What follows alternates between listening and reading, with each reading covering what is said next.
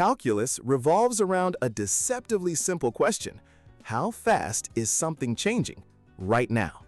Not its average speed over an hour, but its instantaneous speed at this very moment. The answer is called the derivative. Think of a function as a winding, hilly road. The derivative is the exact steepness, the slope of the tangent line at any single point you stand on.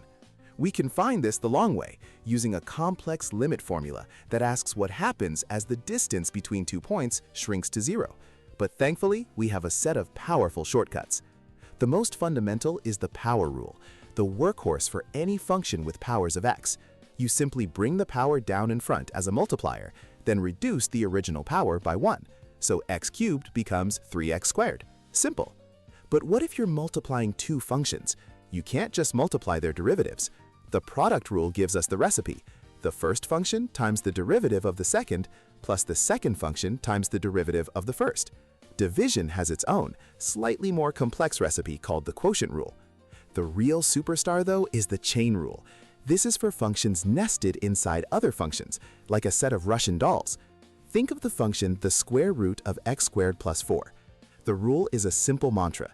Take the derivative of the outside function, leave the inside function alone, then multiply by the derivative of the inside. These four rules, power, product, quotient, and chain, form the essential toolkit. They allow us to break down almost any function and find its precise rate of change. They are the language we use to describe a world that is always in motion.